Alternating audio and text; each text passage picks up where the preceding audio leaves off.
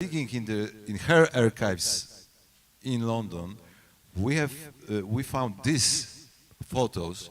So there was the other monument, and nobody knows what happened to it.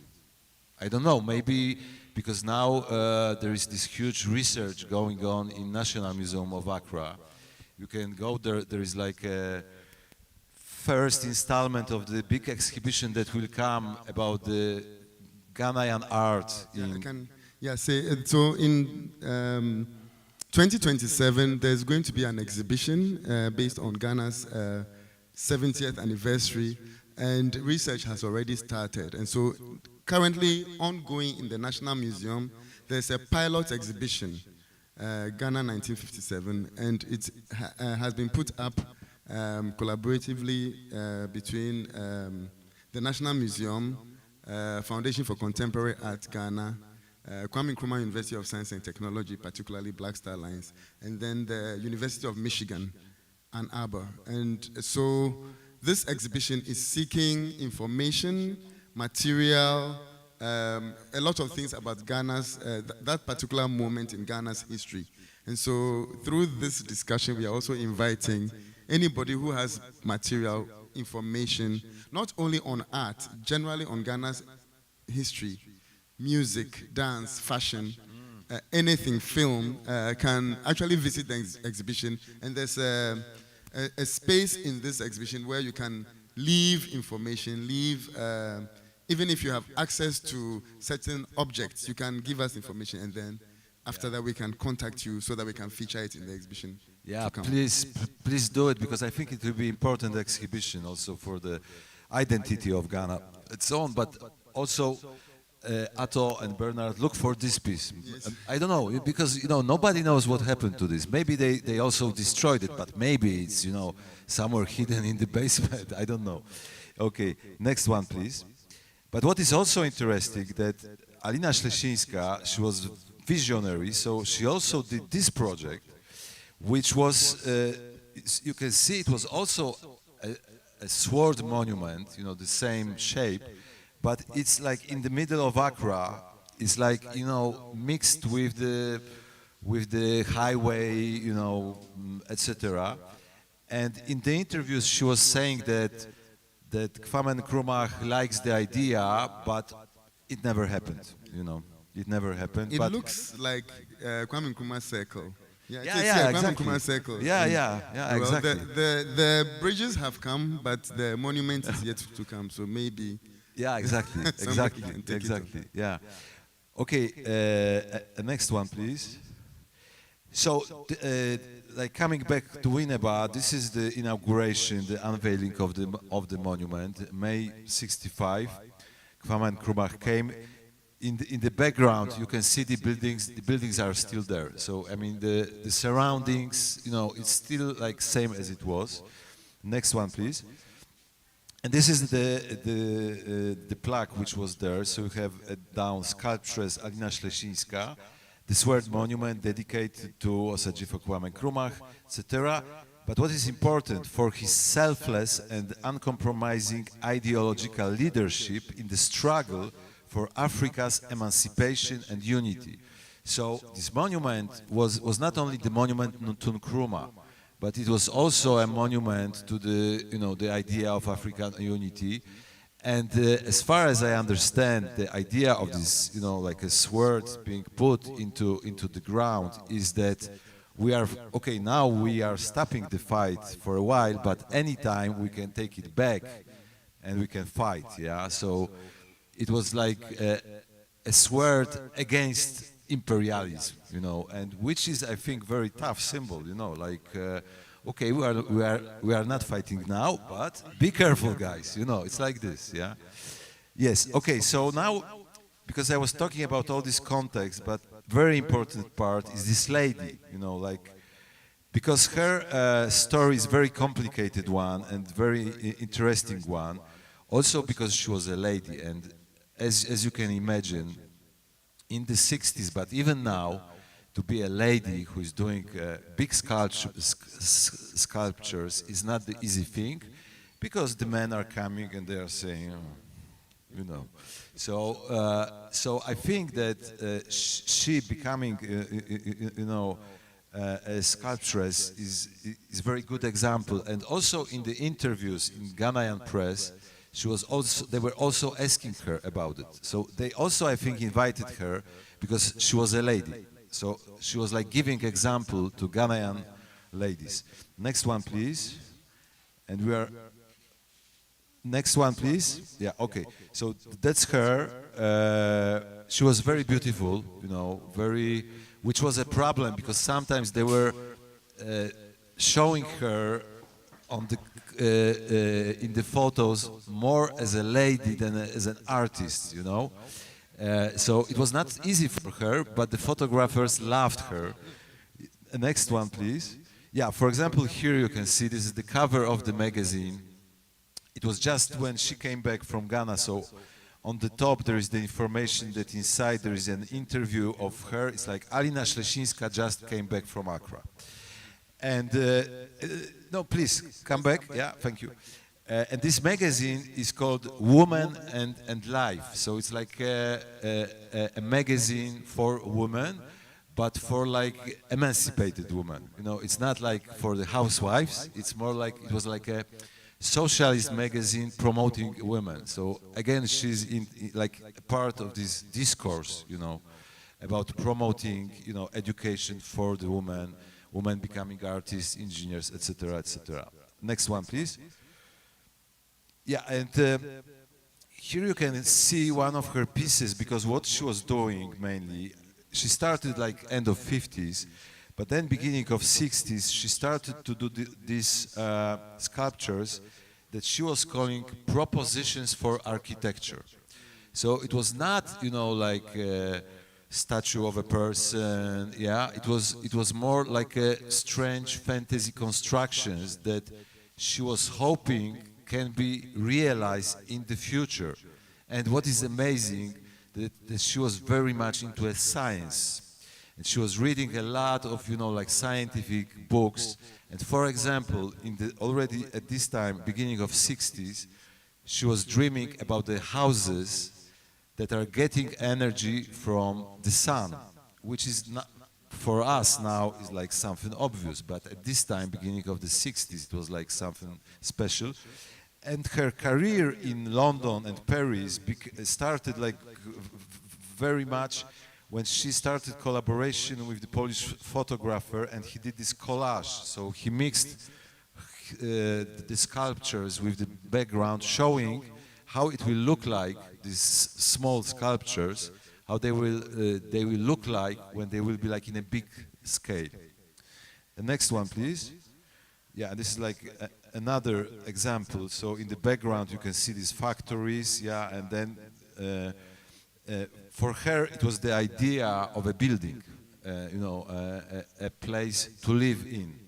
So I think it's important to say it because it seems that she got somehow sort of connection with Nkrumah, because they both had this, like big ideas, like they were really, both of them, him in terms of politics and so on, and she in an artistic way, like to dream that, we can change the world. We can build, for example, houses in a different way. We can build society in a different way. Because if you live in a different sort of a building, then maybe you are becoming a different citizen, So this is like all combined. And here is the photo from her exhibition when she came back from Ghana. And in the background, unfortunately, there is only black and white photo, but in the background, all these paintings are the paintings that she did in Ghana, but they disappeared in Poland. So it happens not only in Ghana, it happens in Poland too. Next one. Yeah, so here you can see like how her sculptures were looking like. It's 1966, just after Ghana. And next one, please. Okay, yeah, and she was also drawing a lot, especially in 70s and 80s. And this is like, many of these drawings are these like impossible structures. When you look at the details, it's like impossible to make a structure like this. And the next one. And it's like the beginning of the drawing, but I'm not sure if you can see on over there. You have like two very small human figures. And the next one, please. This is like a detail of another drawing. So what is also very interesting that you have these amazing structures and you have these little humans and I'm not sure how to interpret it. Is it like small humans against big scale things, or maybe something different? Yeah, and also in the 70s, she was also still collaborating with some photographers, doing some constructions, and then combining it with the background, etc.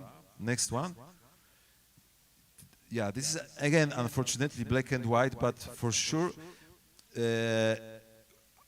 After she came back from Ghana, and she was also in Nigeria for a while, she started to use more colors, but we have only black and white photos, so we are not sure what the colors were. And the next one, yeah, this is a monument she was preparing in Warsaw in the 70s, but it was never finished, it was never made. So at this time, already her career started to fade. And next one, please. Yeah, that's when she was becoming quite old. It's like 80s. But in the background, you can see these reliefs with very nice colors. And I'm quite sure that that after Africa, she became somehow, fascinated with these colors.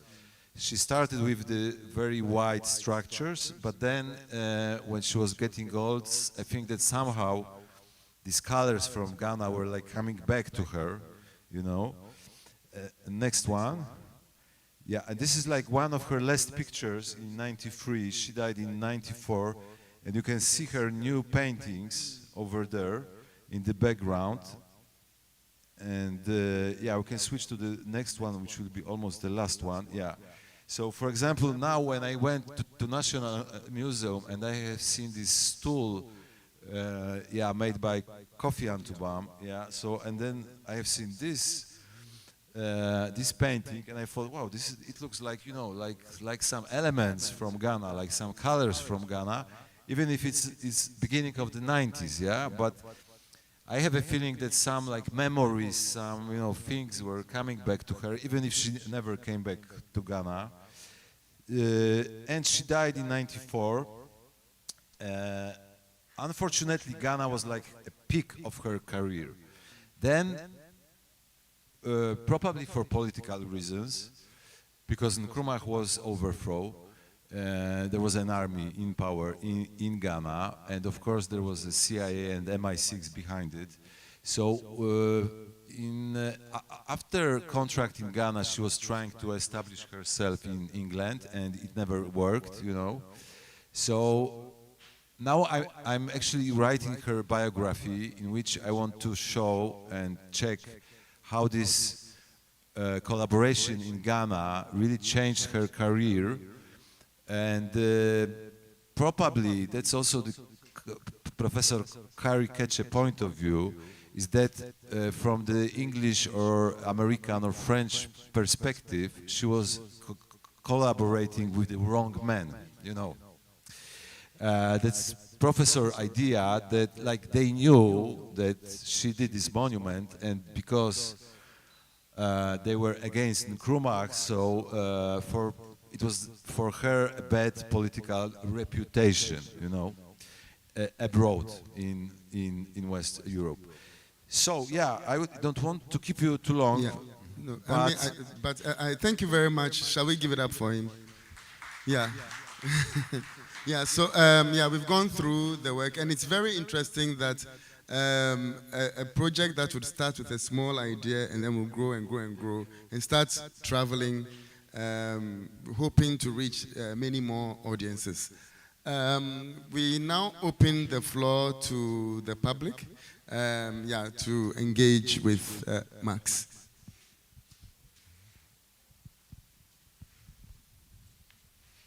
Thank you very much, Max. This was an amazing presentation.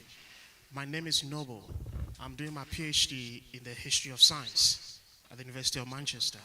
Interestingly, my supervisor, Professor Gerardo Serra, has written a paper about the Kwame Nkrumah Ideological Institute, in which he mentions this monument. Yes, so I found it very fascinating. So personally, I've also been intrigued about the collaboration between Ghana and the Eastern Bloc immediately post-independence, in the sense that my research is on the Ghana Academy of Arts and Sciences and the early work of the academy. And I think you showed a photograph of a Ghanaian contingency in Poland. It's probably some of the members of the academy, because I've seen it in the archival records, yes, of them going to look at what was new in the realm of science and industry in Poland. So that is really fascinating to see. But then also, because I'm in history of science, I was looking at the photographs of her later work. And it seems to me that some of them looked like the double helix. You know, some of the bridges that she was working with, it looks like the double helix. And that was around that time Francis and Watson and Crick discovered the structure of the DNA. And so artists were starting to inculcate that in their designs. So the spiral staircase, you won't see it anywhere in architectural history before 1953. It's not there. It only came into the imagination of artists when Francis Watson and Crick came up with this model. And so I find it really fascinating. But also what struck me is the amount of money she was paid to do this work. You know, because, you know, one of the main criticisms of Nkrumah's period is that he was quite profligate in his spending, right? So that some of them were for good causes, you know. So I don't know what will be your thesis when you write about the 10,000 pounds. I want to see, since you are working on a biography. It's very good comment. Thank you. Yeah, but you know, that's why I'm not hiding this contract. I'm showing it because I'm also, you know, quite curious what the people will say. But and that's why I'm quite sure it was a very good contract. But I mean, what we have to do is to check how much it was worth then in '65. Yeah, because you know, like we have all these changes, how much pound, dollar is worth. Yeah, but for sure it was a very good contract. And of course, I mean, I think that the main way of, like, if we would like to criticize Nkrumah policies, it would be the money problem. But on the other hand, I'm quite sure that they signed a contract when the price of cocoa was still big. And then, as we know, the main problem of the crisis was that the prices of cocoa went down. Yeah. Also, there is a lot of materials about the Ghanaian cocoa board in Poland. You know, they were advertising in Poland. So I have some photos. I mean, I will share with you, of course. So yeah, this is like, and what you were talking about is like a spiral thing, etc. As you know, like yeah, exactly at this time, the artists became very fascinated with the science generally. Yeah. Because you have like a space shuttles, and the artists, you know, fascinated with all these space ideas. You have some new like discoveries, yes, and the artists are becoming fascinated with it. Also, I think it was a very important part of the ideology of modernization. Yeah, that the science is a tool, you know, like for everybody, you know, like to escape poverty, divisions, etc. In a way, it's like now we are fascinated with AI, for example, but at this time, the technology didn't belong to one stupid, crazy, rich American guy, you know, or a bunch of them. It's a difference. It's an important difference that at this time, you know, science was being sponsored by the governments mainly. And what is also crazy that the governments invested our public money in it, but then somebody came and took all these ideas and made a, you know, private business. But at this time, the science was being treated as a public thing somehow, you know, and as a part of democracy in a way, yeah, which now is something completely different, yeah. So yeah, that's why, in terms of Alina, it's very complicated, her biography, because a lot of critics or people at her time were treated her as a beautiful lady only. But she was so smart, you know, like, but this is a problem still, so that's why we need to be feminists. that you know that if the lady is attractive, then you don't treat her, like seriously as an intellectual. Yeah.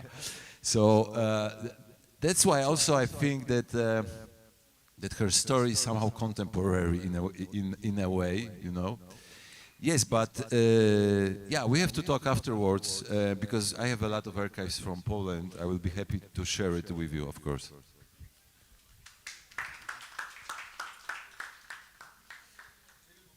Yeah, just maybe the very last word, because I don't want to keep you there. The other things coming on. Yeah. Oh, yeah, they are. So just very last, why we are doing it. Me and Janek, and also with a lot of help. Thank you very much, all the friends here in Ghana. Without you, it will be really not possible. Because we think that we have to imagine a better future. Yeah. That the first thing to do is like we need to have the new ideas and to have a power and energy to think about the future, but also we need to know the past, and sometimes we can look at some elements of the past to visualize a better future. Thank you. Thank you. Thank you very much, Max. That was a very nice one, and it was a very beautiful way to end this session. But Peja is not over yet. Bernard is blind. Yeah, as Bernard was saying, thank you so much for joining this session. There are sessions coming up from 2 to